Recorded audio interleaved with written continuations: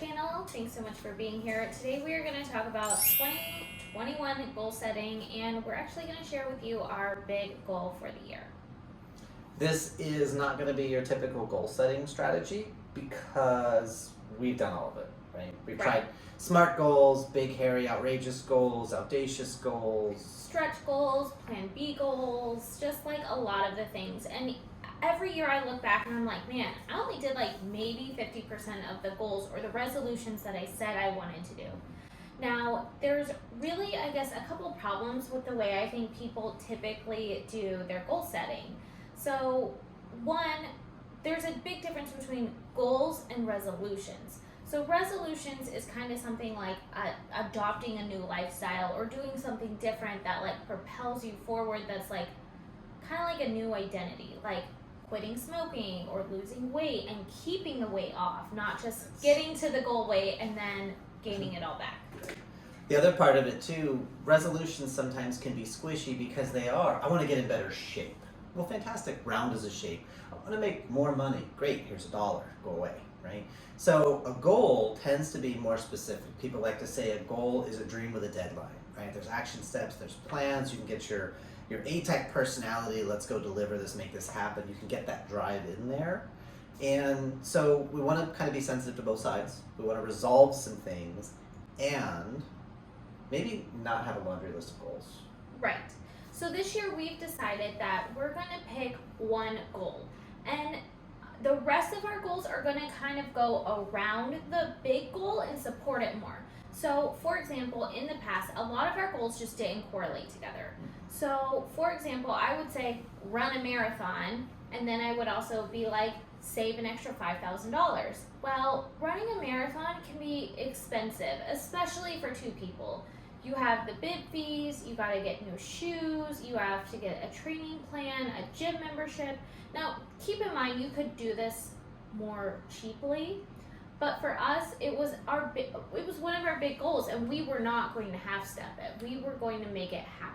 So we went to the Disney Marathon. It was the 25th anniversary, got the shirts to show for it.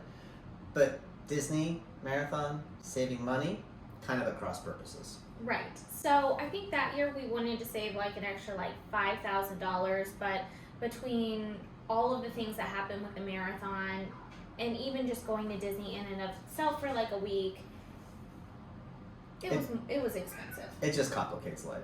Absolutely. Right. So the other thing is with our goals, external problems have risen up, like things that are just completely out of our control. Like a global pandemic. Like a global pandemic. There was one year, a couple years ago, I was like, I want to pay off our car. And then we got into a car accident and had to get the car totaled and then get a new car and new car debt and we paid off the car, but we had to get a new car. Not the way we intended. Right. So there's these external things that end up happening. So really this year, when we talk about resolutions and goal setting, this is something that, again, is not only a big goal for us, but it is a resolution, because after we make this thing, we are not going back. No, ma'am. And we are not going to let external circumstances hinder this goal. Yeah, realistically, in our marriage, she lines it up, I knock it out, things get done. D-U-N, done. And this is the goal that we've picked is something we've kind of danced around for a little while, and this is the year, like, we're burning the bridges, there's no going back, burning the boats, whatever you want to say. We're going to make this happen. And so I think Autumn has a really great strategy for how we're going to do this, and we both have some stretching and some growing to do, which is good for the soul. I'm really excited to move forward.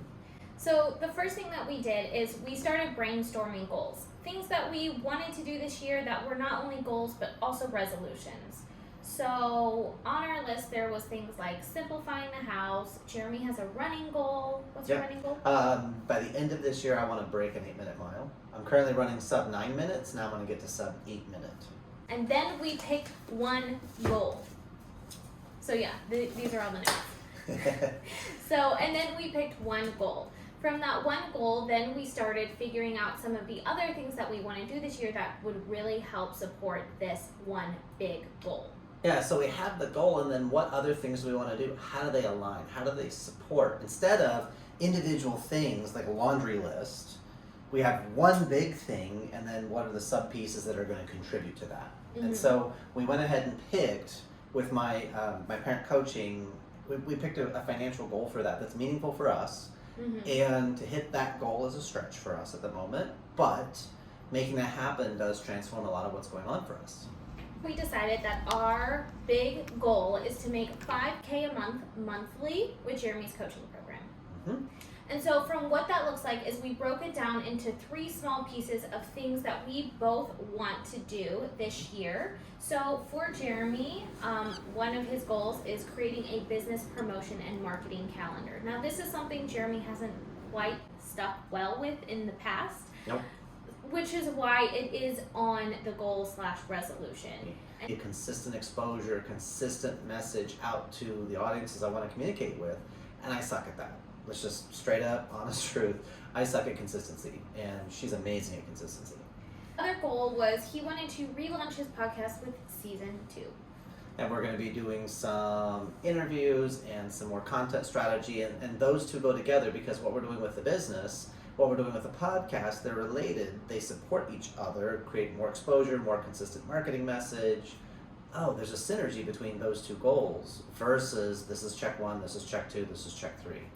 And then the last other goal that kind of supported this goal at the moment is just building really solid morning and nighttime routines. So our morning routines haven't been the greatest, and we're getting into a really good evening routine, which I'll share with you guys later on the YouTube channel later this year.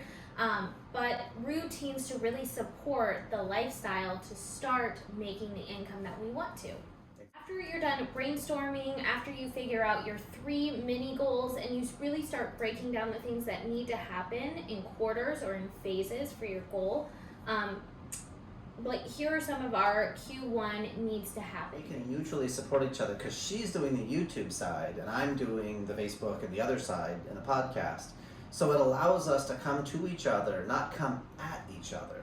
We can come to each other and say, hey, not did you get that done? Where are you at? What support do you need? And that way we can change our conversation so that just like we're facing you guys, we're aligned, same direction, same vision, versus I'm on the other side of the table and now we're pointing fingers at each other. Did you do your, well, did you do your, who do you think you are? Have a goal. Okay, so we're going to do this Tony thing in the beginning of March around my birthday. Oh, then that means January and February need to be on point. We can't afford to waste days because we got a goal that's a little bit big, a little bit of a stretch to hold us accountable.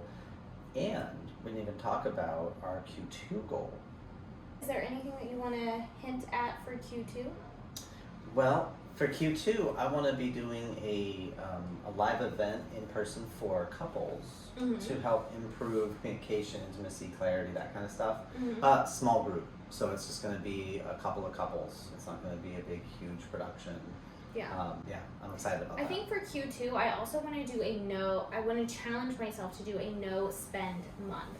So if you like Pinterest, anything, or if you like Google it, like a no spend month is essentially where you don't spend any money for the month. Or if you need to spend money, then you'll find a way to get it. It helps you be more resourceful as a financial person. And I think just more mindful as well. So you're not doing trivial, let's get Starbucks. Right. We already have coffee. And then after Q2, it kind of puts us in the summer. I don't know really what the summer is going to look like with the kids. I don't know if we're going to do online school. Like, there's just a bunch of unknowns. But what we're going to do is we're going to give ourselves certainty through Q1 and a little bit through Q2. Right. In conclusion, we hope that this goal setting approach really helps you to actually get something done in 2021. I know 2020 was rough for a lot of people, so I really hope that this system strategy helps you guys too. Yeah, it really is just streamline. Get one thing that's really important, get it productive on it, versus a bunch of crap that it'd be nice to, but if I don't, I think this is a cool game. It really is a new game when it comes to goal setting. So, we hope that you guys have a fantastic 2021. Make sure you hit the like button because it helps support our channel. Make sure that you subscribe. And turn on that bell for notifications. Right. Bye.